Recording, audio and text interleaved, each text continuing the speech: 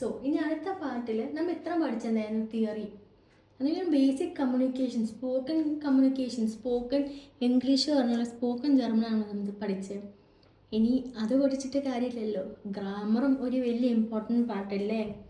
അപ്പോൾ ഇന്നത്തെ first grammar നമ്മൾ സ്റ്റാർട്ട് ചെയ്യണ ഏറ്റവും ബേസിക് വെച്ചാണ് പേഴ്സണൽ പ്രൊണോമൻ.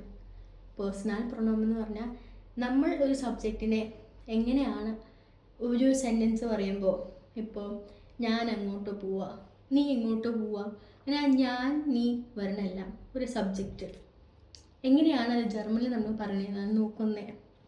അപ്പം ഞാൻ 2 വേർഷനായിട്ട് എഴുതിയിട്ടുണ്ട്. ഒരെണ്ണം ജർമ്മൻ, ഇംഗ്ലീഷ്, അതിൻ്റെ Malayalam meaning. Malayalam hand writing നോക്കരുത്, കുറേ നാളായി മലയാളം എഴുതിയിട്ട്. അപ്പോൾ അതിൻ്റെ കുറച്ച് മിസ്റ്റേക്ക് കാണുമായിരിക്കും, നിങ്ങളത് അവോയ്ഡ് ചെയ്യുക. സോ സ്റ്റാർട്ടിങ് വെച്ച് തുടങ്ങാനാണ് ഇഷ് എന്ന് പറഞ്ഞാൽ ഐ അല്ലെങ്കിൽ ഞാൻ. ഇനി ഡു, യു, നീ, സി എസ്,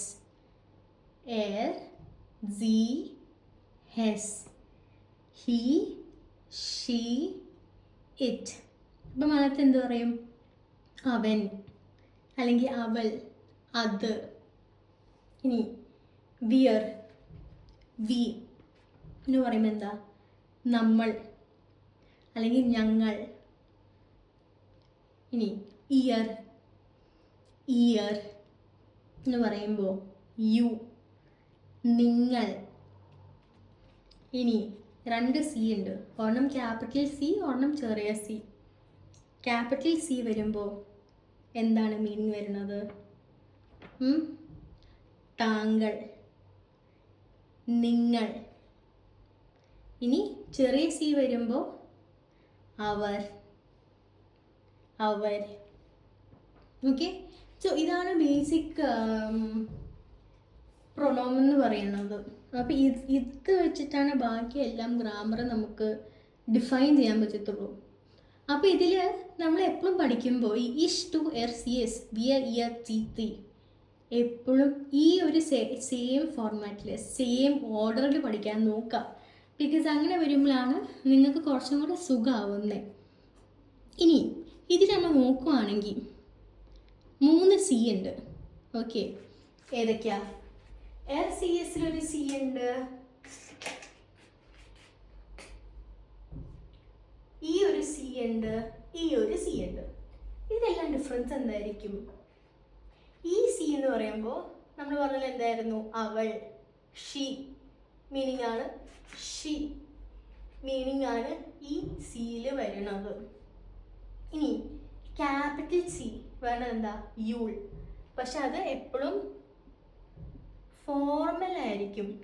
അത് നിങ്ങൾ ഫോർസ്റ്റൈലും ഓർക്കുവാണെങ്കിൽ നമുക്ക് നമ്മൾ ക്വസ്റ്റ്യൻസ് അങ്ങോട്ട് ചോദിച്ചല്ലോ, അപ്പോൾ നമ്മൾ പഠിച്ചില്ലേ, ഒരു ഡു ഫോർമാറ്റും ഉണ്ട്, ഒരു സിയും ഉണ്ട്. വി ഹൈസ്റ്റ് ടു അല്ലെങ്കിൽ വി ഹൈസിൻ സി. അതെങ്ങനെയാണ് വന്നേ?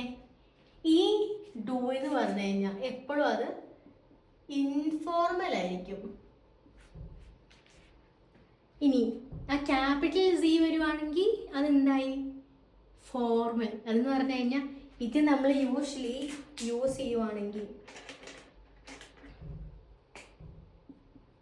ഇപ്പോൾ പ്രിൻസിപ്പളിൻ്റെ അടുത്തോ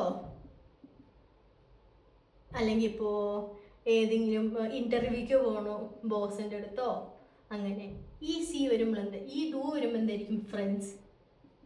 ഓക്കെ, നമ്മൾ ആ ഹൗ ആർ യു എന്ന് ചോദിച്ചപ്പോഴും നമുക്ക് ആ ഒരു ഡിഫറൻഷിയേറ്റ് ഉണ്ടായിരുന്നല്ലോ, ഫോർമൽ ഉണ്ടായിരുന്നു, ഇൻഫോർമൽ ഉണ്ടായിരുന്നു.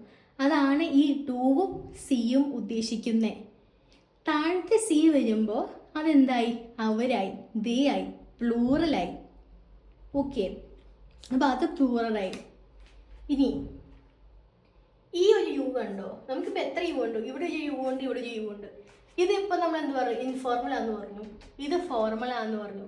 ഈ യു എന്തായി? പ്ലൂറൽ. ഓക്കെ, സോ ഇതാണ് ബേസിക് സംഭവം. കുറച്ച് കോംപ്ലിക്കേറ്റഡ് ആണെന്ന് എനിക്കറിയാം. അത് കേൾക്കുമ്പോൾ ദൈവമേ ഈ കൊച്ചു എന്തൊക്കെയാണ് വിളിച്ച് പറയുന്നേ.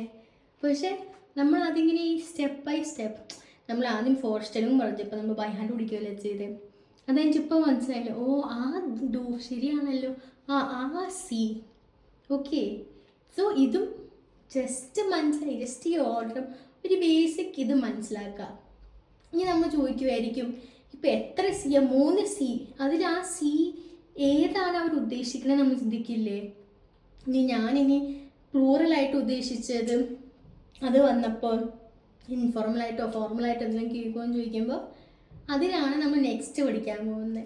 അതും കൂടെ പഠിച്ചാൽ നമുക്കൊരു കുറച്ചെങ്കിലും ഒരു ഐഡിയ കിട്ടും എന്താണ് ഈ സംഭവം എന്ന്.